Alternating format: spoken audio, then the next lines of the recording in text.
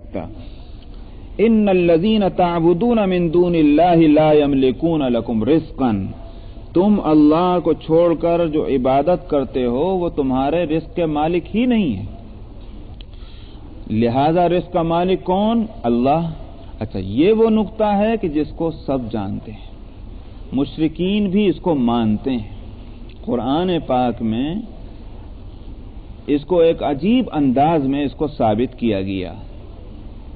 وہ باتیں کہ جو مشرکین کے نزدیک قابل تسلیم تھیں ان کو سوال کی صورت میں قرآن نے پیش کیا، اور اس سے یوں تو اللہ سبحانہ و تعالیٰ کی معبودیت کو ثابت کیا گیا ہے، اور اسی سے یہ بھی نقطہ سمجھ میں آتا ہے کہ رزق دینے والا اللہ کون ہے، تو پھر رزق کے لیے تم دوسری جگہ کیوں جا کر کے ماتھے ٹیکتے ہو؟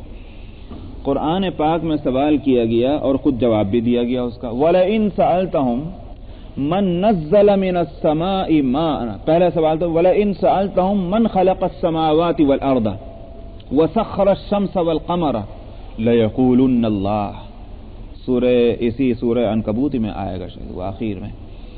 اگر آپ ان سے سوال کریں کہ آسمانوں اور زمین کو کس نے پیدا کیا اور سورج اور چاند کو کس نے مسخر کیا، یوں کہیں گے اللہ نے۔ تو آسمان کا پیدا کرنے والا وہ، زمین کا پیدا کرنے والا وہ، اور چاند اور سورج کی حرکت سے جو نظام چل رہا ہے پوری دنیا کا، یہ نظام چلانے والا وہ۔ اس کے بعد پھر مزید سوال کر کے اس کا جواب دیا گیا، وَلَئِن سَأَلْتَهُمْ مَن نَزَّلَ مِنَ السَّمَاءِ مَاءً فَأَحْيَا بِهِ الْأَرْضَ بَعْدَ مَوْتِهَا لَيَقُولُنَّ اللَّهُ، اگر آپ ان سے سوال کریں کہ آسمان سے کون پانی برساتا ہے جس کے نتیجے میں مردہ زمین زندہ ہو جاتی ہے، جہاں خشکی تھی اور ہری گھاس بھی سوکھ کر کے نیست و نابود ہو گئی تھی، بارش برسنے کے بعد ہریالی دیکھنے میں آتی ہے تو مردہ زمین زندہ ہو گئی، یہ پانی کس نے برسایا؟ لَيَقُولَنَّ اللَّهُ، یوں کہیں گے اللہ نے۔ تو عجیب، اب اس کے بعد کوئی ضرورت نہیں مزید بات پوچھنے کی، مزید بات تو خود بخود سامنے آ جائے گی۔ آسمان کا پیدا کرنے والا وہ، زمین کا پیدا کرنے والا وہ، بارش کا برسانے والا وہ، تو پھر رزق دینے والا کون؟ کس نے دیا رزق؟ ظاہر ہے کہ یہ تو خود بخود سمجھ میں آ گیا کہ اس نے رزق دیا۔ تو اب جب رزق دینے والا وہ ہے تو رزق مانگنے کے لیے جھولی پھیلاتے ہو تم دوسروں کے سامنے، ان بتوں کے سامنے۔ یہی حضرت ابراہیم علیہ السلام یہاں فرماتے ہیں کہ لا یملکون لکم رزقا، یہ تمہارے لیے رزق کے مالک ہی نہیں ہے۔ فابتغوا عند اللہ رزقا، سو اللہ سے رزق بھی چاہو، واعبدوہ واشکروا لہ، اور جب رزق پیدا کرنے والا وہ، پرورش کرنے والا وہ، تو عبادت کس کی ہوگی؟ اسی کی عبادت بھی کرو۔ واعبدوہ، اور عبادت کا حق نہیں ادا ہو سکتا جب تک کہ نعمتوں کا احساس اور اعتراف نہ ہو، واشکروا لہ، اور پھر اس کے نعمتوں کا شکریہ بھی ادا کرو، اس لیے کہ سب سے بڑھ کر عبادت یہی ہے۔ الیہ ترجعون، جبکہ لوٹ کر بھی تمہیں اسی کی طرف جانا ہے۔ یہ سب کے سب بت کہاں تمہیں اپنی طرف تھوڑی بلائیں گے، یہ حساب و کتاب تھوڑی تم سے لیں گے۔ ہم دنیا کی زندگی کا اور زندگی کی اچھائی اور برائی کا، یہ تو یوں کہیے کہیں جواب نہیں دینا تو ٹھیک ہے، پھر مسئلہ الگ ہے، دوسری طرح نمٹا جائے۔ لیکن اگر یہ ہے کہ اس کا جواب دینا ہے، کون ہم سے جواب لے گا؟ ظاہر ہے کہ اللہ کے سوا کوئی دوسرا جواب لینے والا نہیں۔ جس نے پیدا کیا، جو مالک ہے، وہی جواب لے گا۔ اسی کی جواب دہی کی ہم کو فکر کرنی ہے اور اسی سے ہر سب کچھ مانگنا ہے۔ جواب دیں گے اللہ کے سامنے، مانگے دوسروں سے۔ اسی کا یہاں فرما رہے ہیں کہ وَاعْبُدُوهُ وَاشْكُرُوا لَهُ إِلَيْهِ تُرْجَعُونَ، تمہیں اسی کی طرف لوٹ کر جانا ہے۔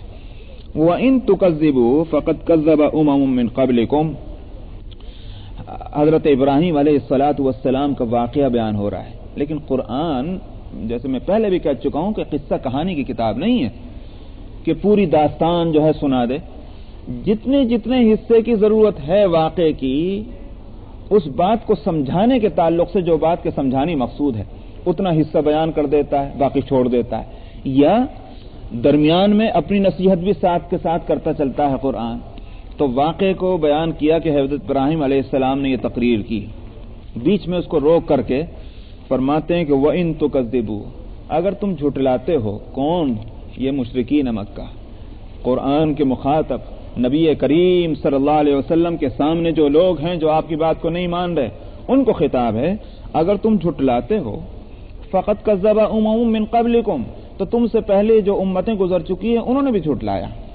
وما علی الرسول الا البلاغ المبین، نبی کی ذمہ داری یہ نہیں ہے کہ وہ گردن پکڑ پکڑ کر کے ہدایت کے راستے پر ڈال دے، نبی کا کام پہنچا دینا ہے. سو سابقہ انبیاء نے بھی یہی کیا، حق کی بات پہنچا دی، جھٹلانے والوں نے جھٹلایا، انجام کس کا کیا ہوا وہ تمہارے سامنے. تو وما علی الرسول الا البلاغ المبین، رسول کے ذمہ نہیں ہے مگر کھلے طور پر پہنچا دینا.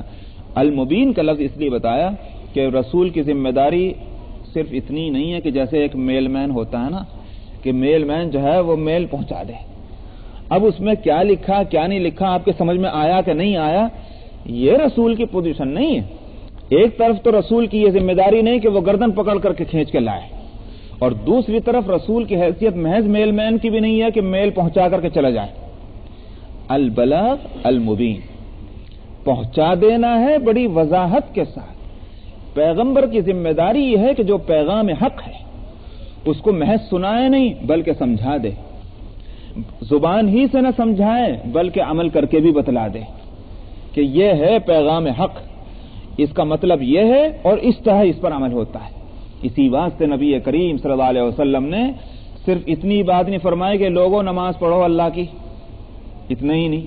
زبان سے یوں بھی نہیں کہا کہ دیکھو نیت باندھ لو، ہاتھ اٹھا کر کے کانوں تک اور پیٹ پہ باندھ لو اور اس کے بعد جو ہے قرآن شریف پڑھو اور پھر جھک جاؤ تم اپنے گھٹنوں پر ہاتھ رکھ کر. آپ نے فرمایا صلو کما رأیتمونی اصلی، ایسے نماز پڑھو جیسے مجھ کو نماز پڑھتے ہوئے دیکھتے ہو. تو نبی کی ذمہ داری پیغام کو پہنچانا، پیغام کو سمجھانا اور پیغام پر عمل کر کے خود بتلا دینا، یہ ہے پیغمبر کی ذمہ داری.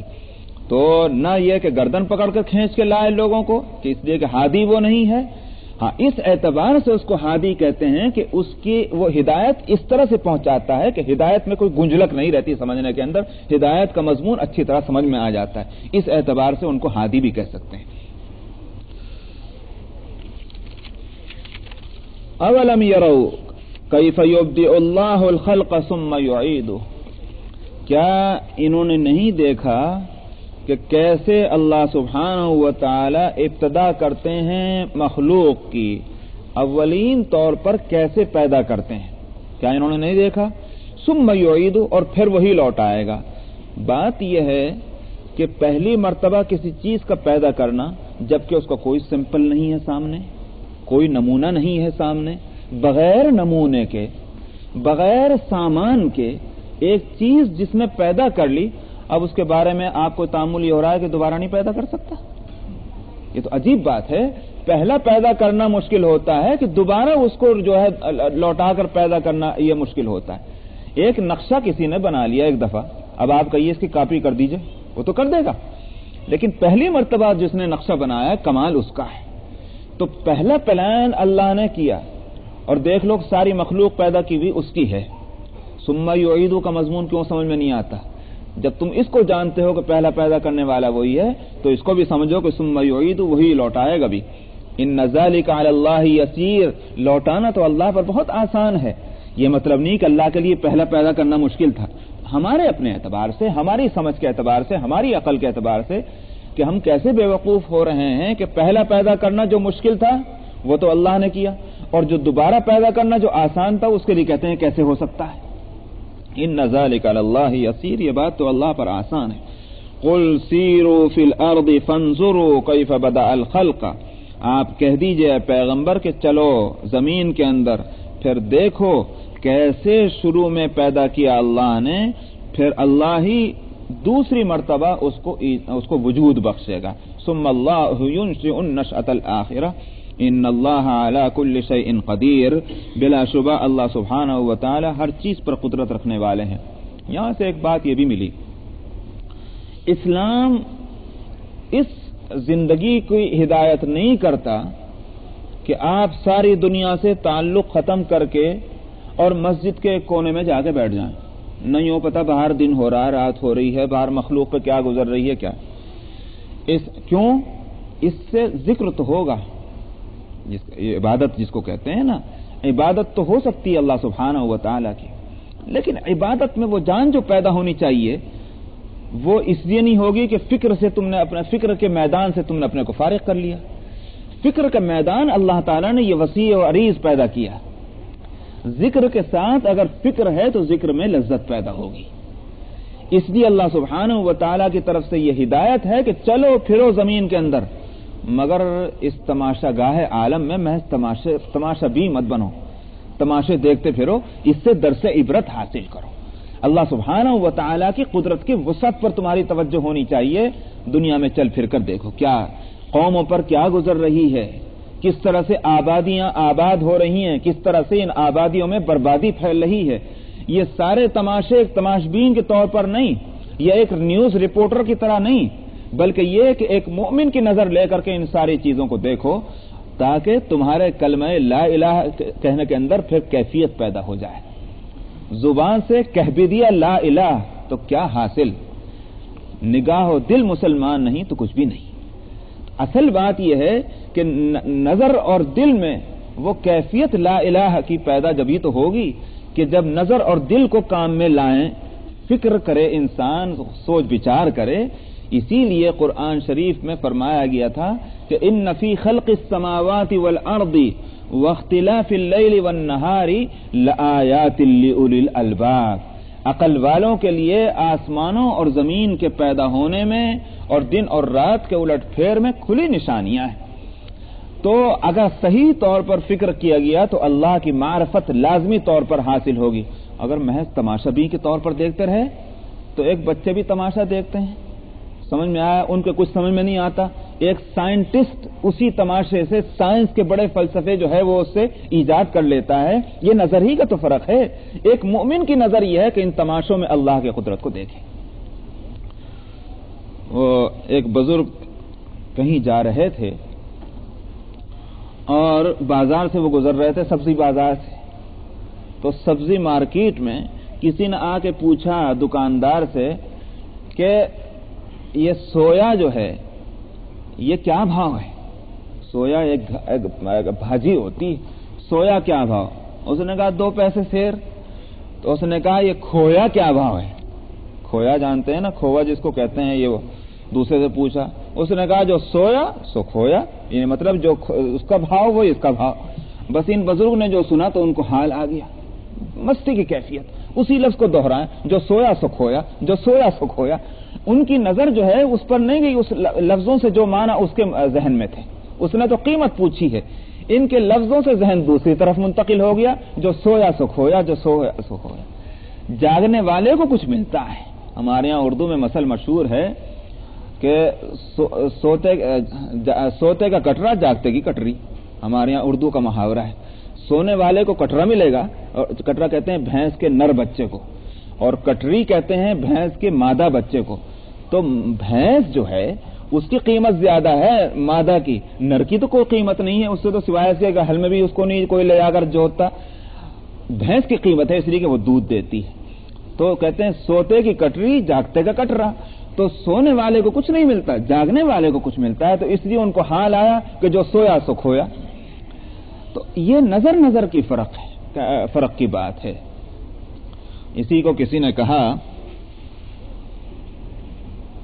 عشق کی چوٹ تو پڑتی ہے دلوں پر یکساں، عشق کی چوٹ تو پڑتی ہے دلوں پر یکساں، ظرف کے فرق سے آواز بدل جاتی ہے. تو اب یہ اپنی نظر اور اپنے دماغ کی بات ہے کہ آپ کس چیز کو کس نظر سے اور کس دل سے دیکھ رہے ہیں، تو ویسے ہی پھر آپ کو اس کا رزلٹ آپ کو ملے گا. مومن کی نظر ہونی چاہیے ہر چیز میں سے ہدایت کا سبق لینے کی. تو اللہ سبحانہ و تعالیٰ فرماتے ہیں قل سیروا فی الارض، آپ کہہ دیجئے کہ چلو زمین کے اندر، پھر دیکھو کیسے ابتدا کی مخلوق کی، پھر وہی اللہ دوبارہ وجود بخشے گا ہر موجود چیز کو. ان اللہ علی کل شیء قدیر، بلا شبہ اللہ سبحانہ و تعالی ہر چیز پر قدرت رکھنے والے ہیں. جب اسی کی طرف لوٹ کر جانا ہے، چونکہ اسی نے پیدا کیا تھا، تو پھر عذاب اور ثواب کی بھی توقع اسی سے رکھی جائے گی. وہی عذاب دے گا اور وہی ثواب دے گا. تو تو فکر ساری اس اللہ سبحانہ و تعالیٰ کی طرف توجہ کی ہونی چاہیے، نہ یہ کہ اللہ کے علاوہ دوسروں کی طرف۔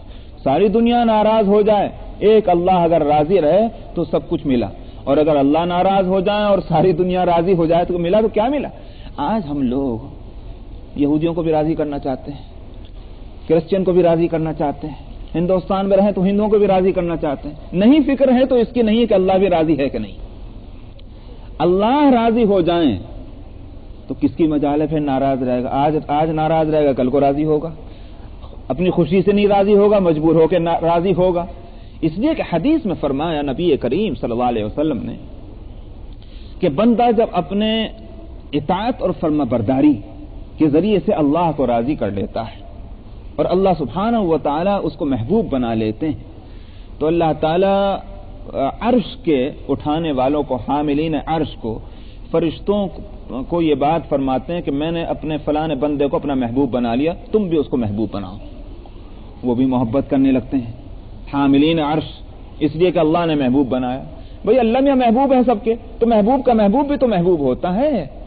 تو اب اللہ نے محبوب بنایا تو حاملین عرش نے بھی محبوب بنا لیا۔ اس کے ساتھ وہ لوح محفوظ اور آسمان ہفتم کے جو فرشتے ہیں ان کو یہ پیغام پہنچاتے ہیں کہ اللہ نے فلاں انسان کو، فلاں بندے کو محبوب بنایا، تم بھی محبت کرو، ہم نے بھی محبت کر لی۔ وہ 7ویں آسمان والے محبت کرتے ہیں اور یہ پیغام 6 آسمان والوں تک پہنچاتے ہیں۔ ہم نے، اوپر والوں نے، سب نے، چونکہ اللہ نے اس کو محبوب بنایا، ہم نے بھی محبوب بنا لیا، تم بھی محبت کرو۔ اب 6 آسمان سے ہوتے ہوتے بات آسمان دنیا تک، اور آسمان دنیا تک سے زمین کے اندر پہنچتی ہے۔ زمین میں جو بسنے والے اللہ کے بندے ہیں ان کے دلوں میں خفیہ طور پر یہ پیغام ان فرشتوں کے ذریعے سے پہنچ جاتا ہے کہ فلانا بندہ اللہ کا محبوب ہے، تم بھی محبت کرو، وہ محبوب بن جاتا ہے۔ واقعہ یہ ہے، کبھی صورت نہ دیکھی ہو، ذرا تصور کیجئے اپنی زندگی کے اندر نام سنے ہوئے ان شخصیتوں کا، کہ جن شخصیتوں کا دیدار نصیب نہیں ہوا، نام سنا ہے لیکن دلوں میں ان کی عظمت اور محبت بیٹھی ہوئی ہے۔ کس نے بٹھائی؟ اللہ کی طرف سے بیٹھی ہوئی محبت اور عظمت ہے وہ۔ تو دنیا کے لوگ یا تو راضی خوشی سے محبت کریں گے اور نہیں تو مجبوراً کریں گے اللہ سبحانہ و تعالیٰ کے حکم کے مطابق۔ تو اللہ کو اپنے سے محبت کرو، اللہ سے گویا رشتہ جوڑو۔ اللہ اگر راضی ہو گئے تو کائنات کی، دنیا کی حیثیت ہی اول تو کیا، جس کو خدا ملا اس کو خدائی کا کیا غم، خدائی تو خود بخود اس کے قدموں پر پڑی نظر آئے گی۔ اس لیے اللہ کے ہی عذاب اور اللہ کے ثواب کی فکر ہونی چاہیے۔ یعذب من یشاء ویرحم من یشاء، وہی جس کو چاہتا ہے عذاب دے گا اور جس کو چاہے گا رحم فرمائے گا۔ وإلیہ تقلبون، اور اسی کی طرف تم پلٹ کر جاؤ گے۔ وما انتم بمعجزین فی الارض ولا فی السماء، اور ایسا بھی نہیں کہ اللہ میاں نے پیدا بھی کر دیا، اللہ دوبارہ بھی پیدا کر دے گا، لوٹ کر بھی ادھر جائیں گے، مگر کوئی بات نہیں، سوال جواب میں اللہ میاں کے سامنے ہماری بھی تو زبان ہوگی، ہم ایسی تقریر کریں گے کہ اللہ کو عاجز کر دیں گے۔ وما انتم بمعجزین فی الارض ولا فی السماء، تم اللہ کو عاجز نہیں کر سکتے زمین میں اور نہ آسمان میں، بچ کر نہیں جا سکتے۔ وما لکم من دون اللہ من ولی ولا نصیر، اور اللہ کے علاوہ کوئی تمہارا دوست اور غمگسار اور کوئی تمہارا مددگار بھی نہ ہوگا کہ اللہ کی پکڑ سے تمہیں چھڑا کر لے جائے۔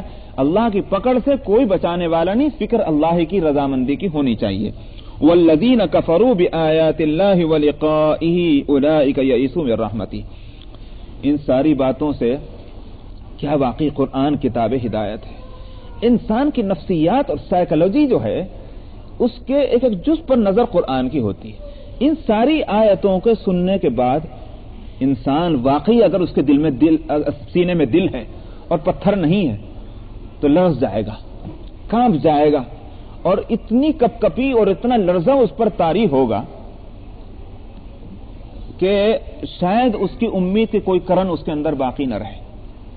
یہ شان ایمان والوں کی ہے کہ جن کی ایمان قرآن پر ہے کہ وہ اعتدال میں اپنے آپ کو رکھتے ہیں۔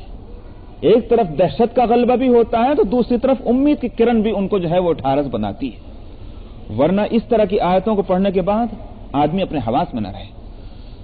تو اس لیے فرمایا کہ والذین کفروا بآیات اللہ ولقائہ اولئک یئسوا من رحمتہ، جن لوگوں نے اللہ کی آیتوں کا اور اس کی ملاقات سے انکار کیا ہے وہی دراصل میری رحمتوں سے مایوس ہیں۔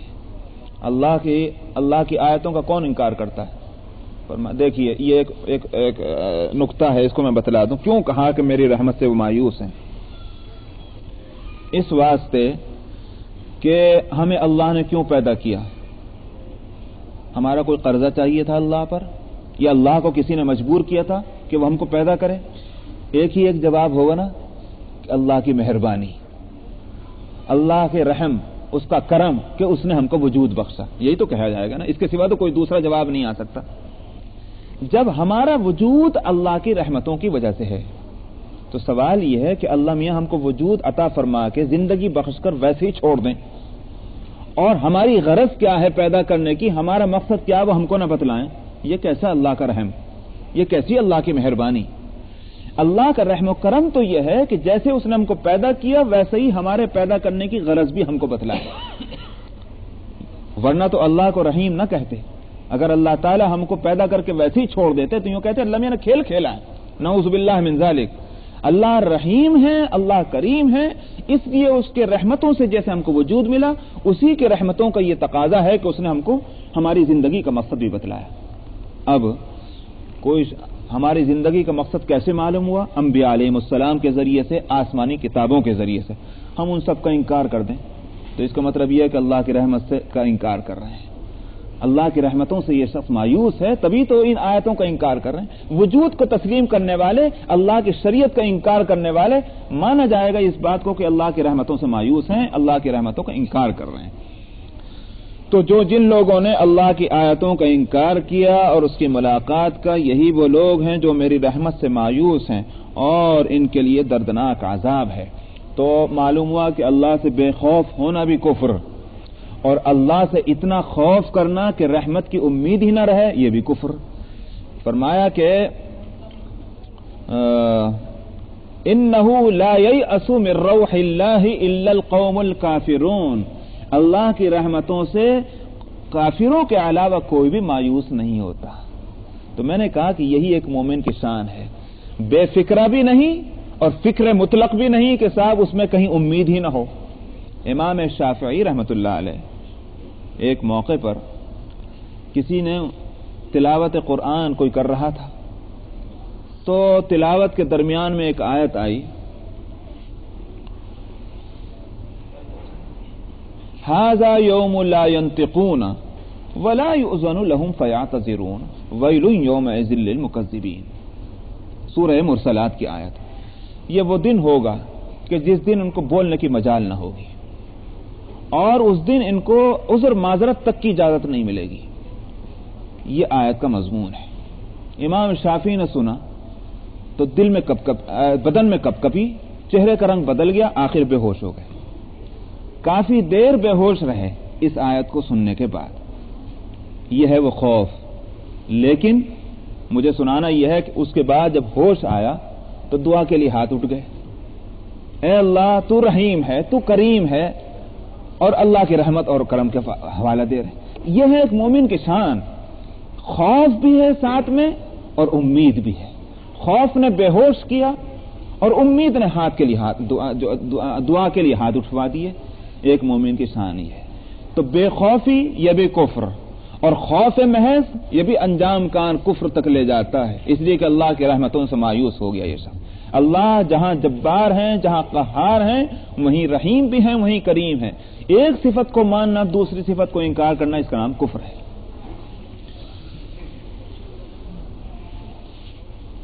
فما كان جواب قومه الا ان قالوا اقتلوه، حضرت ابراہیم علیہ السلام کا واقعہ چل رہا تھا، بیچ میں دیکھیے کتنی کارآمد نصیحتیں ہوئیں، پھر واقعے کو اس کو کنٹینیو کر رہے ہیں۔ فرمایا کہ حضرت ابراہیم علیہ السلام نے جو نصیحتیں کی تھیں اپنی قوم کو، تو ان کی قوم کا جواب اس کے سوا کچھ نہ ہوا کہ انہوں نے کہا قتل کر دو اس کو۔ لیجیے صاحب، دلیل کے مقابلے میں دلیل نہیں۔ جب آدمی دلیل کے سامنے عاجز ہو جاتا ہے اور بات ماننے کو تیار نہ ہو تو پھر ایسی اینگی بینگی باتیں کرتا ہے۔ یہی ہے وہ بات۔ قالوا اقتلوه او حرقوه، یا تو قتل کر دو یا اس کو تم آگ میں ڈال دو۔ حضرت یوسف علیہ السلام اپنی ہونہار ہونے کی وجہ سے حضرت یعقوب علیہ السلام اپنے والد کی نظر میں محبوب ہیں. اب یہ محبوبیت کس وجہ سے؟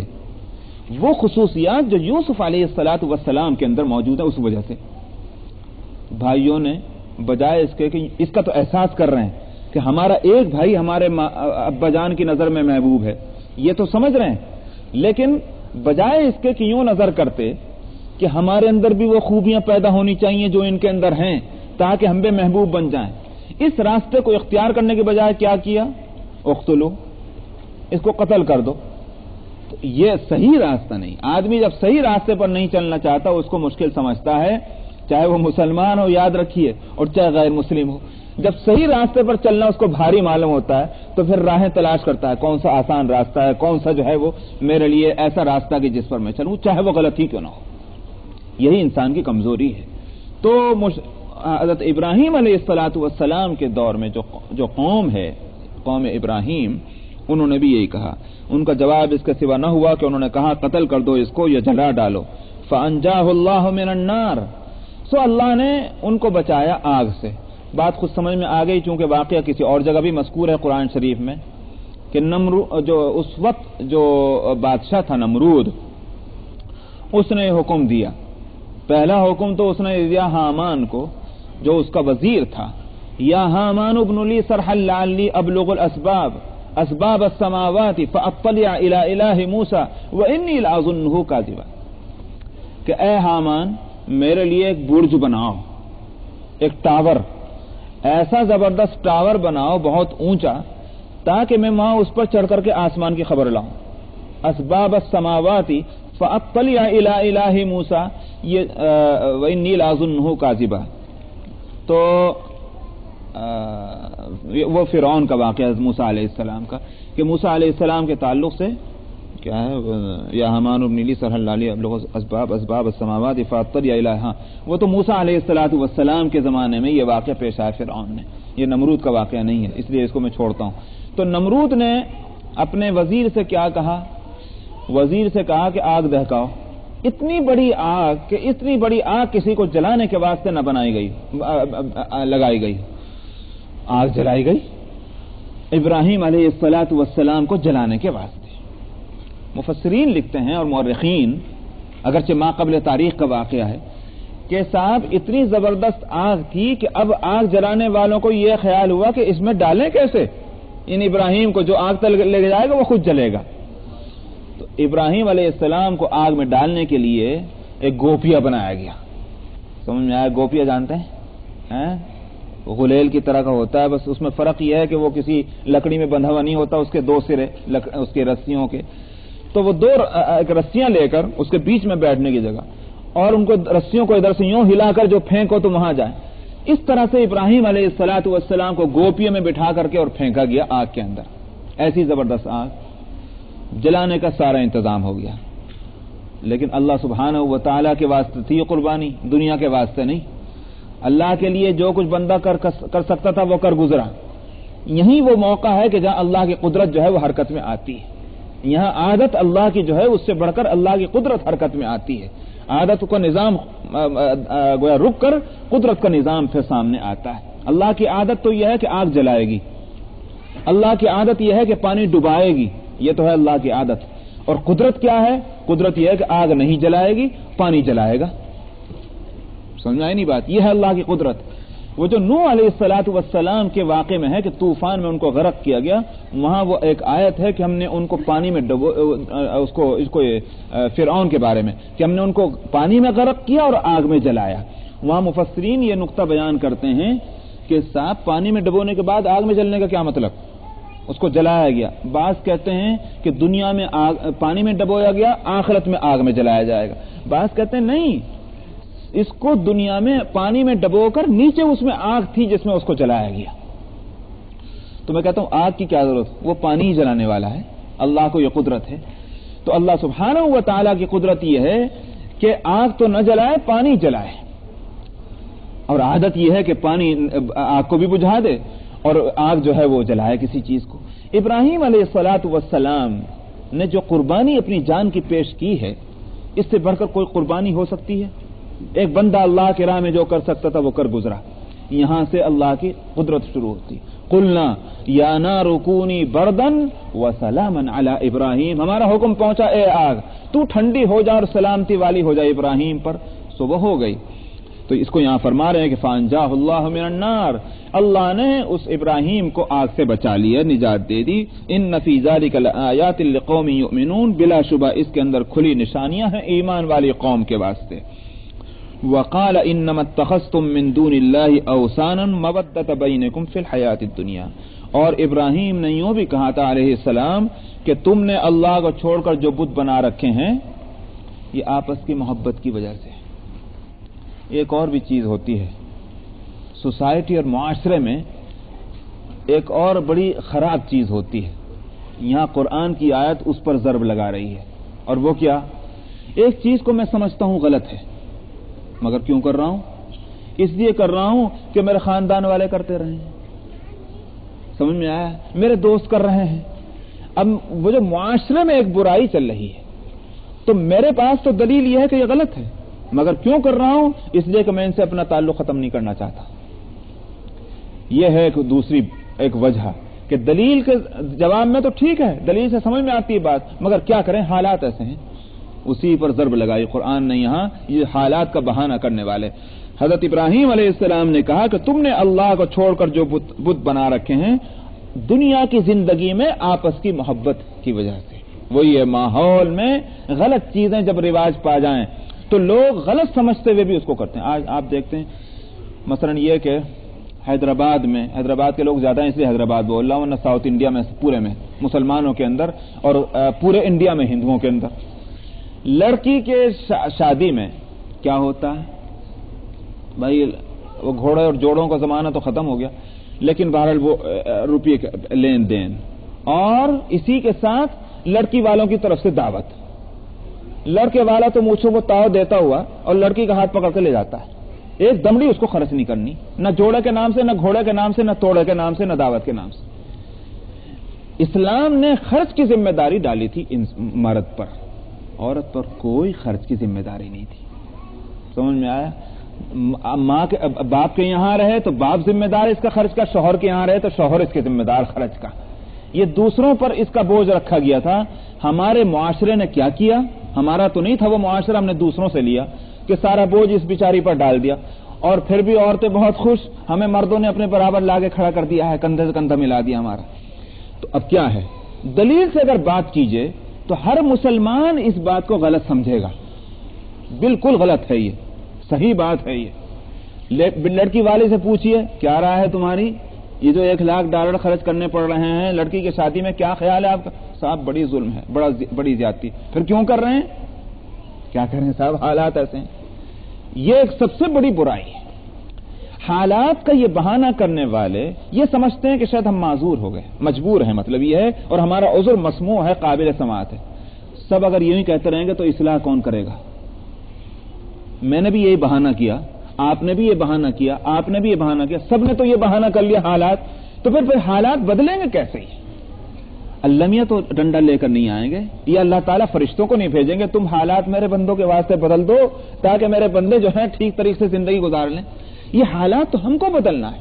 اس لیے اس عذر کے کوئی معنی نہیں ہے کہ ایک تو بات یہ تھی کہ دلیل نہیں، اس واسطے بات سمجھ میں نہیں آ رہی. یہ تو اس سے بھی زیادہ غضب کی بات ہے کہ دلیل سے بات کا غلط ہونا معلوم اور پھر اس پر عمل درآمد ہو رہا ہے.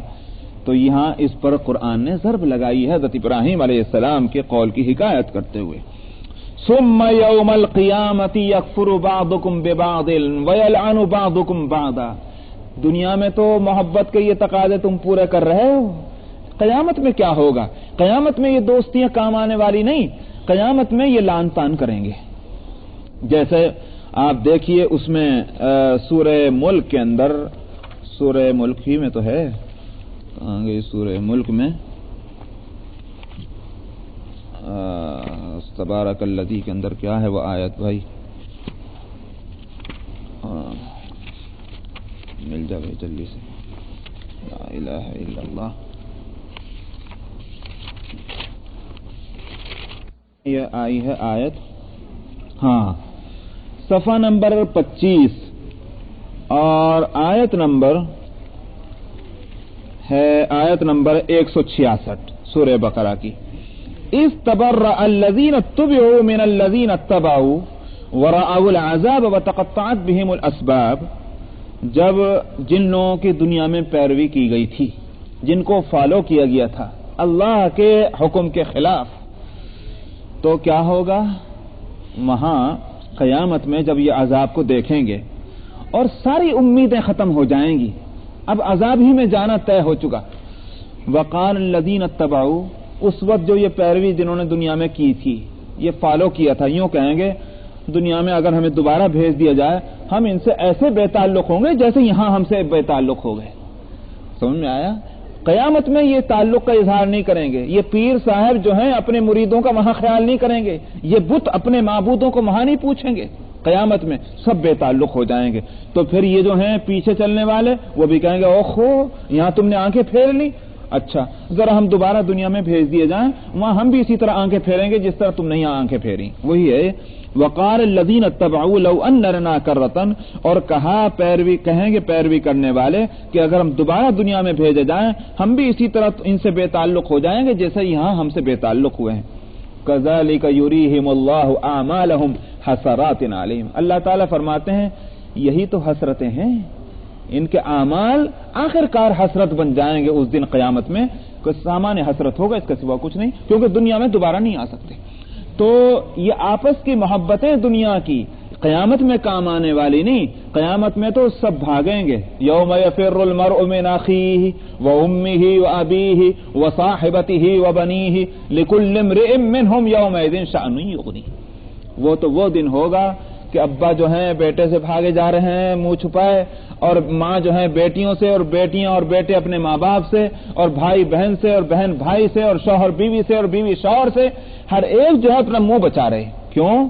इसलिए कि हर एक लिकुल्लि इम्रिइन मिनहुम यौमइज़िन शअनुन युग़नी, हर एक अपनी फिक्र में गलता और पेचा होगा।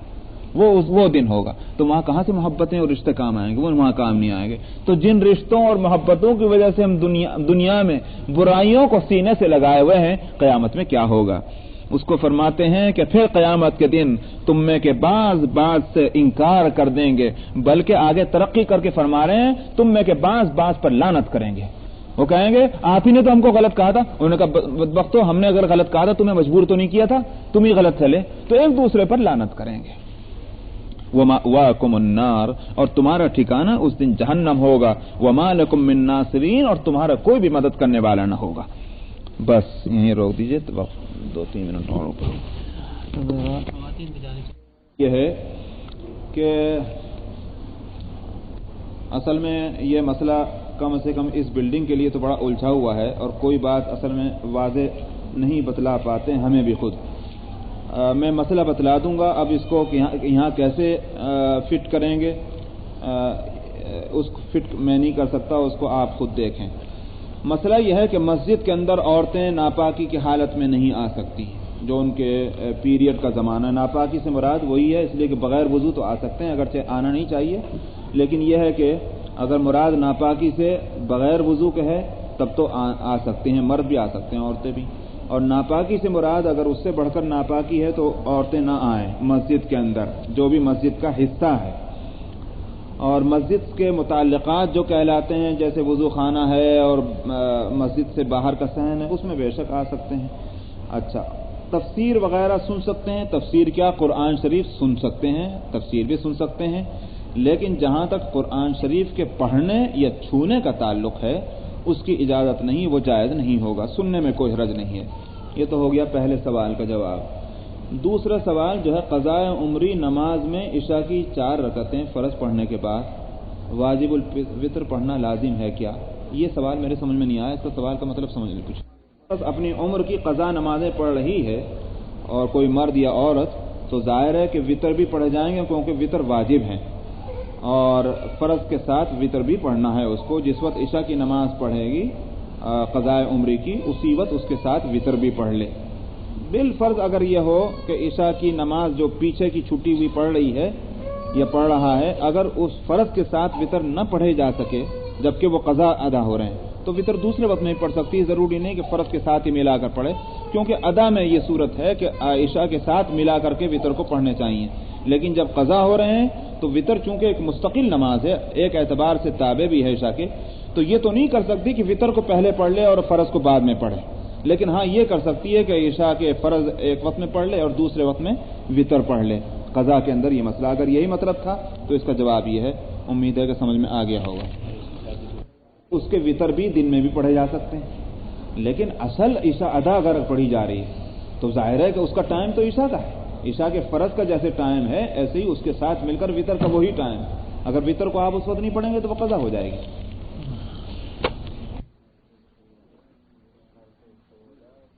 416 सूरा अल-अनकबूत आयत नंबर 25।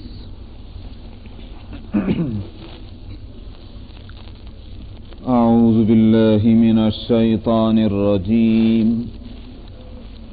बिस्मिल्लाहिर रहमानिर रहीम। वक़ाल इन्नमा इत्तख़ज़्तुम मिन दूनिल्लाहि औसानम मवद्दत बैनिकुम फिल हयातिद दुनिया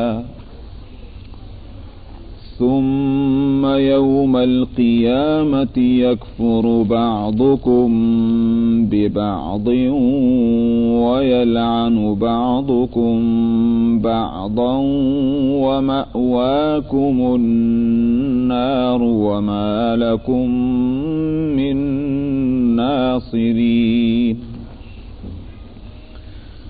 फ़आमन लहू लूत वक़ाल इन्नी मुहाजिरुन इला रब्बी इन्नहु हुवल अज़ीज़ुल हकीम। ववहबना लहू इसहाक़ वयअक़ूब वजअलना फ़ी ज़ुर्रिय्यतिहिन नुबुव्वत वल किताब वआतैनाहु अजरहु फ़िद दुनिया वइन्नहु फ़िल आख़िरति लमिनस सालिहीन। वलूतन इज़ क़ाल लिक़ौमिही इन्नकुम लतअतूनल फ़ाहिशत मा सबक़कुम बिहा मिन अहदिम मिनल आलमीन। अइन्नकुम लतअतूनर रिजाल वतक़तऊनस सबील वतअतून फ़ी नादीकुमुल मुनकर। फमा कान जवाब क़ौमिही इल्ला अन क़ालू अतिना बिअज़ाबिल्लाहि इन कुन्त मिनस सादिक़ीन। क़ाल रब्बि अंसुरनी अलल क़ौमिल मुफ़्सिदीन। वलम्मा जाअत रुसुलुना इब्राहीम बिलबुश्रा क़ालू इन्ना मुहलिकू अहलि हाज़िहिल क़र्यह इन्न अहलहा कानू ज़ालिमीन। क़ाल इन्न फ़ीहा लूता क़ालू नहनु अअलमु बिमन फ़ीहा लनुनज्जियन्नहु वअहलहु इल्ला इम्रअतहु कानत मिनल गाबिरीन। वलम्मा अन जाअत रुसुलुना लूतन सीअ बिहिम वदाक़ बिहिम ज़रअन वक़ालू ला तख़फ़ वला तहज़न इन्ना إنا منجوك وأهلك إلا امرأتك كانت من الغابرين إنا منزلون على أهل هذا